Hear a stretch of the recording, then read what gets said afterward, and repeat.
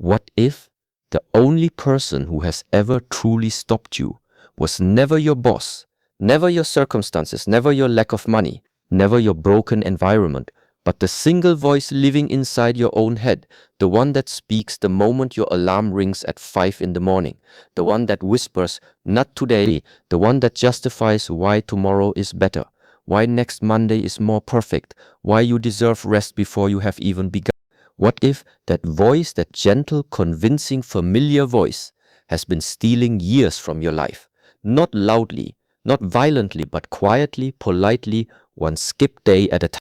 And what if I told you that staying consistent for yourself is not about finding more energy, not about reading one more book, not about waiting for the right season of your life, but about making one single decision right now, in this moment, that you will no longer negotiate with the version of yourself that is too afraid to grow? Stay with me, because what comes next will either disturb you deeply or awaken something inside you that has been sleeping far too long. What if the life you are living right now, the results you see, the body you carry, the relationships you have built, the level of peace you experience every single morning, what if all of it is simply a direct reflection of how consistent you have been with yourself, not how talented you are, not how intelligent you are, not how many opportunities were given to you or taken from you, but simply how consistent? This is a difficult truth, and difficult truths, when heard for the first time, often create discomfort.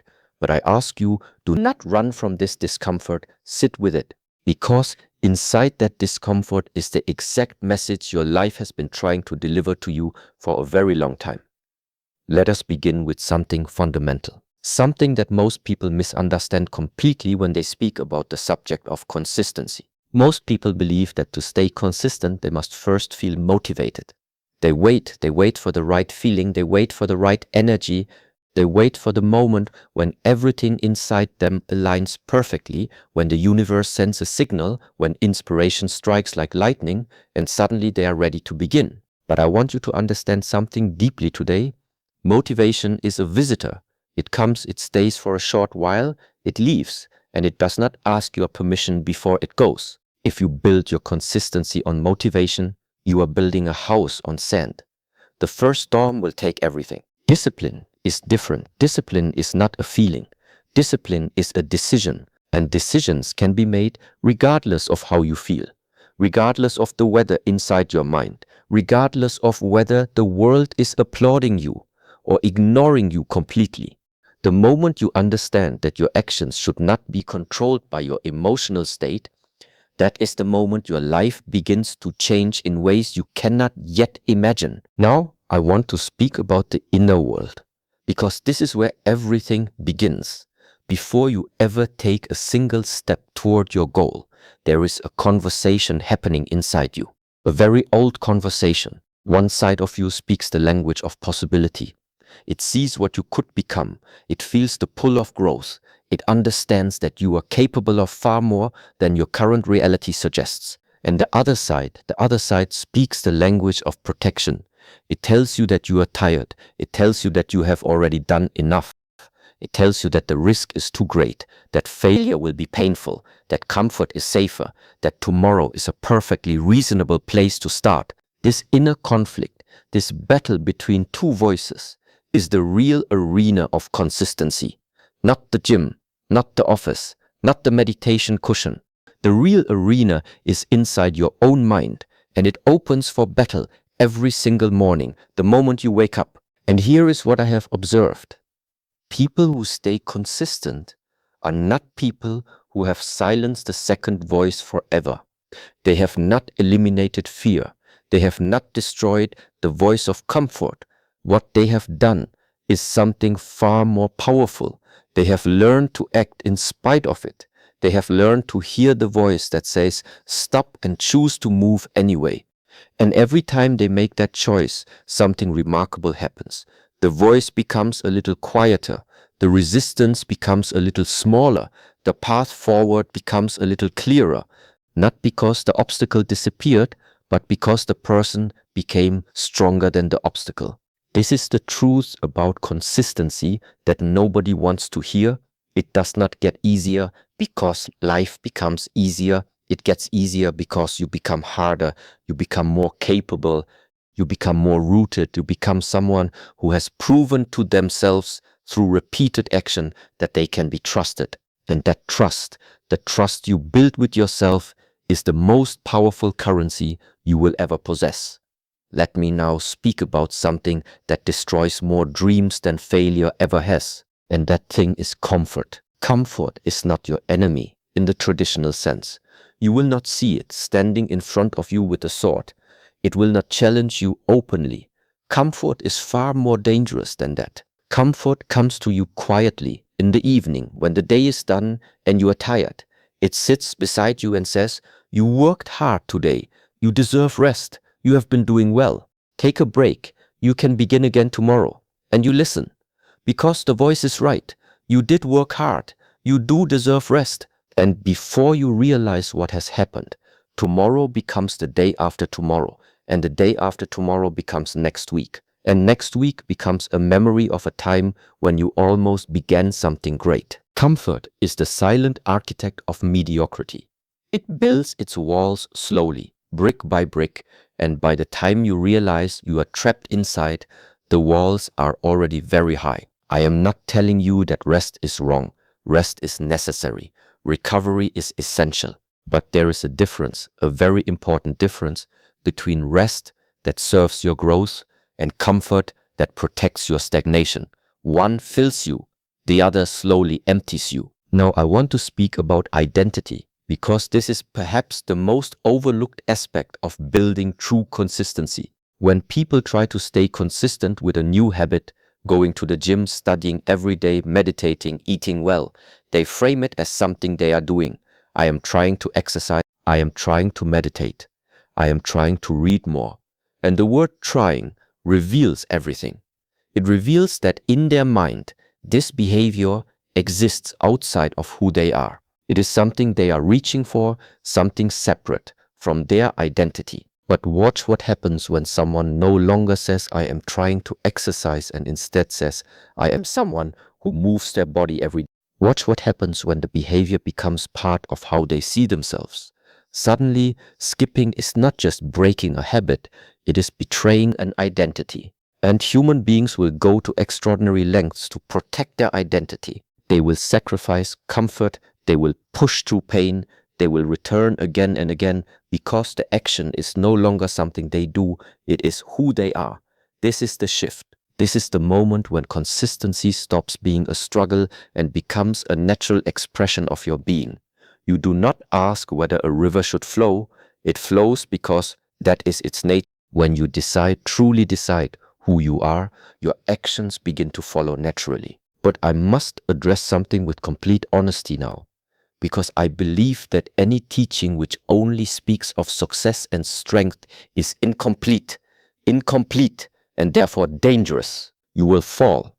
At some point, perhaps many points, you will break your consistency, you will miss a day, you will miss a week, you will look at where you started and feel that you have gone backward. And in that moment, a very particular kind of pain arrives. It is not the pain of physical injury. It is the pain of disappointment, specifically the pain of disappointing yourself. And this pain, if handled incorrectly, becomes the reason people never return. They miss one day and they feel guilty. They feel guilty, and guilt creates shame. Shame creates avoidance. Avoidance creates distance. And distance grows until the goal feels so far away that returning seems impossible. And so they do not return. Not because the goal was wrong, not because they lacked ability, but because they could not forgive themselves for being human. I want to be very clear about this. Consistency does not mean perfection. Let me say that again. Consistency does not mean perfection. Consistency means returning. Every time you fall, and you will fall, the only question that matters is how quickly you return. Not with guilt, not with self-punishment, not with dramatic declarations about how everything must change from this moment forward. Simply return, quietly, without ceremony, begin again. The same way the sun rises each morning, without apologizing for having set the night before. This returning, this quiet, stubborn, dignified returning is the highest form of self-respect. It says, I have not given up on myself. It says, I believe that I am worth the effort. It says, no matter how many times I fall, I will always find my way back. Now let us speak about the foundation of all of this, because without this, everything I have shared today is simply pleasant words. The foundation is this. You must know why you are doing what you are doing, not the surface reason, not the reason you give to others at social gatherings, the deep reason, the real reason, the reason that lives in the quietest part of your being and speaks to you in moments of absolute silence. When someone asks why you want to get fit, they might say, I want to look better. That is a surface reason. It will not survive the third week of early mornings. But if you go deeper, I want to get fit because I watched my father lose his health and I refuse to pass that suffering to my children. That reason has roots, and roots hold you in place when the storms arrive. Your why is your anchor. Without it, every wind of difficulty will push you off course. With it, you can walk through storms and still know which direction you are moving. So before you set a single goal, before you create a single routine, before you make a single promise to yourself, sit in silence and ask yourself the most honest question you will ever hear. Why does this matter to me?